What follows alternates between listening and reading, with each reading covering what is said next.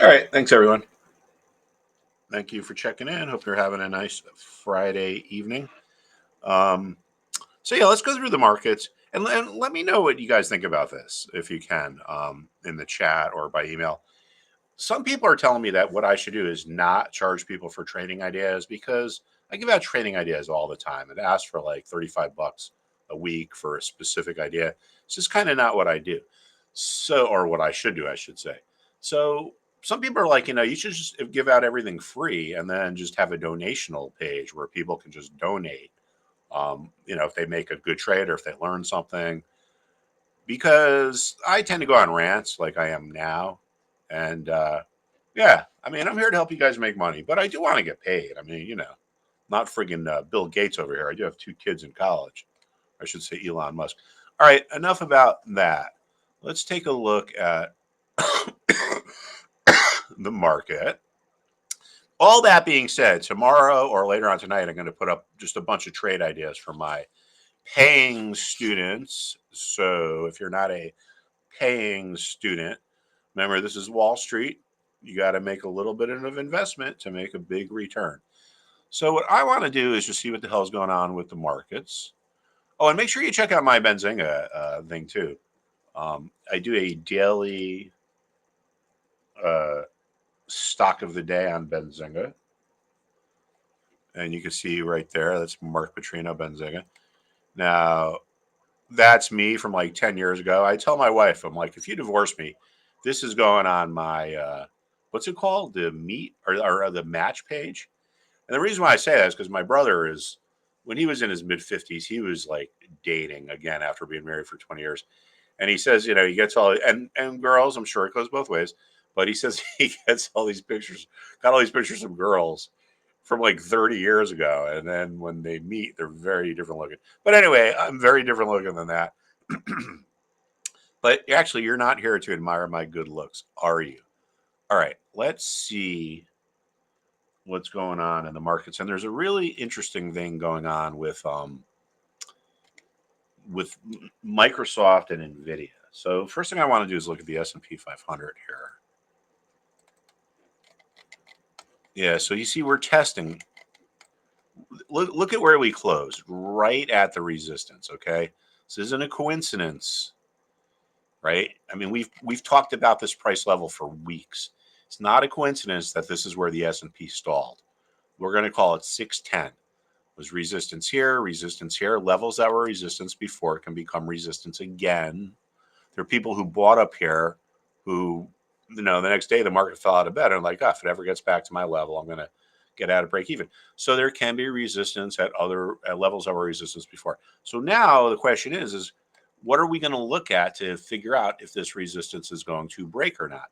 The first thing I want to bring up is the technology sector, which is the biggest part of the market. It's almost a third of it. And we can see there's a little bit of upside here. But one of my, or someone in one of the calls I was on today asked, do I think NVIDIA is going to keep moving ahead? And maybe not. But let me tell you what I am looking at here. NVIDIA is, oh, look at that. Another nice move today here.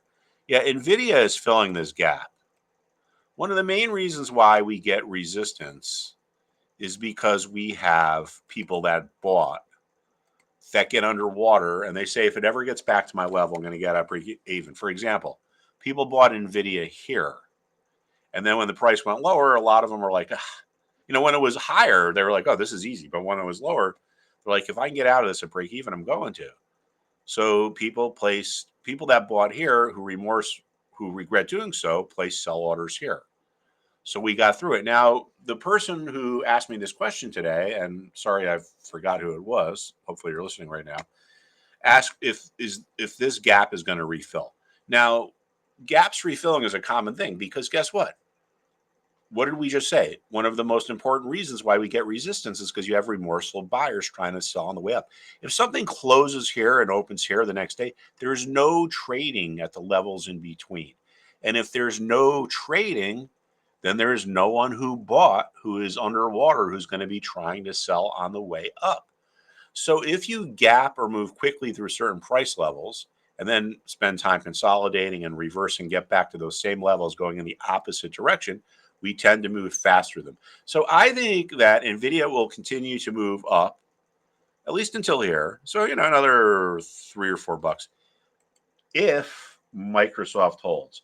So this sounds kind of strange, but I'm actually watching Microsoft to trade Nvidia. And full disclosure, I'm not trading Nvidia. I'm not actually trading. People ask, like, why don't I show my real trades? And to be perfectly frank, it's like, I have different partnerships and a couple different funds around here. And, for me to be able to make an actual trade, especially if it's in front of people, that's public. I mean, it would take me 2 weeks to get through compliance. So by the time, you know, I got the approval, the trade might be a week old. So that's why I don't do actual trading. Although I am thinking about maybe doing like paper trading. So let me know what you guys think about that. Maybe we could kind of come together and build a portfolio together. But going back to Nvidia, I think as long as Microsoft holds, Nvidia is going to keep moving forward.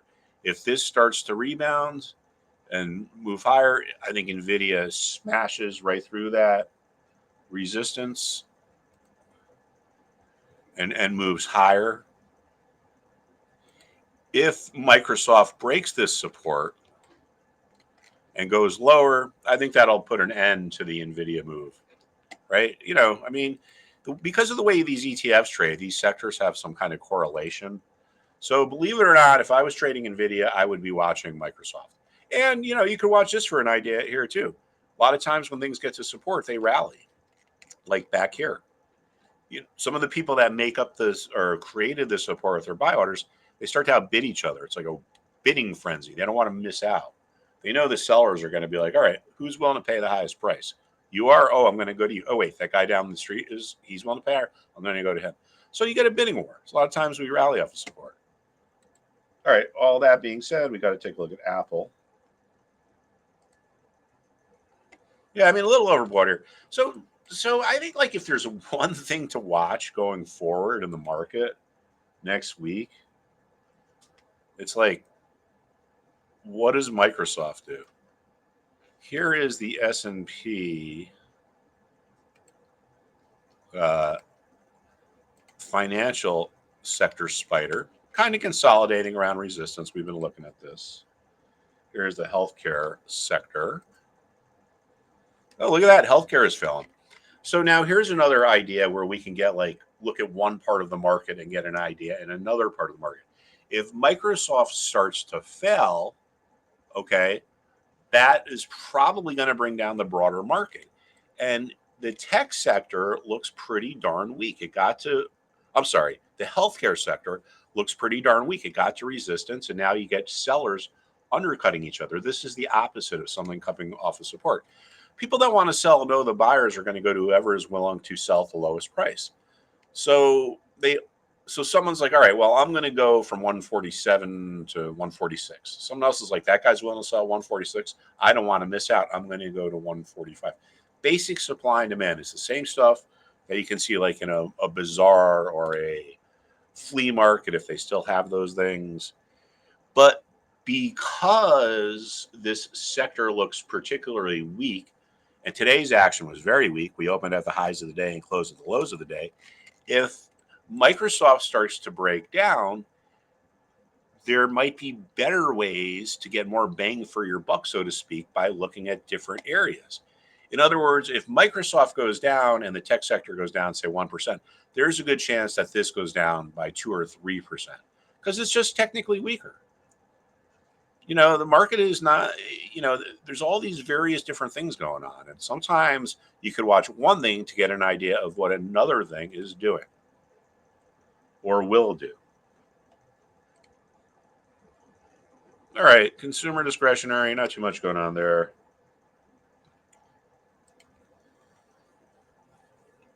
Industrial is kind of neutral.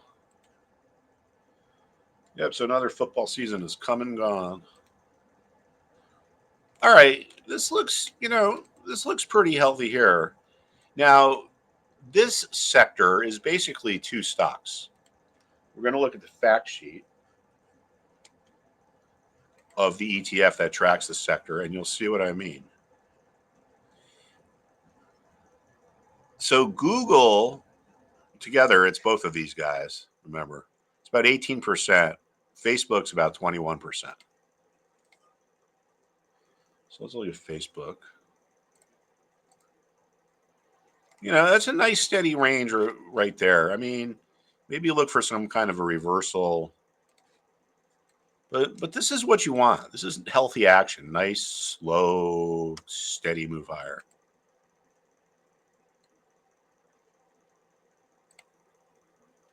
Yeah, not much going on there.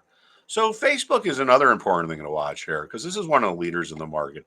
So if simultaneously Facebook breaks its uptrend at the same time that Microsoft breaks support, this is going to be a signal that there's a good chance the market goes into a pretty meaningful move lower. And, you know, that's good because as traders, you know, obviously want bull markets, but, you know, sometimes it's easier to make money on the downside because markets go down faster than they go up. And there's a reason for that. Markets go up on hope, markets go down on fear. Fear drives selling, and fear is a much more powerful emotion than hope. All right, let's look at material sector. Yeah, this is kind of interesting too, right? See, this is toying with a level, but this is you know, such a small sector. I don't think it's really going to influence the broader markets. Now I know Gooley's probably listening and wants me to look at natural gas, so let me take a look at that before I forget. Yeah, I mean I don't know. I mean short term I would be a little bit bearish on natural gas, but if there's a reversal, is it going to be big enough to actually trade and make money on? You know, I don't know. There was a time where natural gas was really easy to trade, like 4 or 5 years ago. But I mean, I don't think I would get long. I don't think I would get short. I would just kind of stay on the sidelines. You know, I mean, if we get, I mean, I guess 375 is kind of an important level to watch. It's psychological. So yeah, so I mean, you know, I'm thinking if we get to maybe 380, then we get a little bit of an uptrend, or we reverse. But I would be on the sidelines now for natural gas. All right, so I want to look at oil. Man, me and my wife were watching some of those old Saturday Night Lives with John Belushi. Man, are they friggin' funny? All right, nothing there. Let's just look at interest rates, and then I will bid you to do. But yeah, I'll be back tomorrow for my paying subscribers with some concrete trading ideas. And interest rates are kind of neutral too. Okay, all right. Thanks, everyone. Have a good weekend. And yeah, check back tomorrow. Bust out your credit card, and I'll give you some good trading ideas. Thanks, everyone.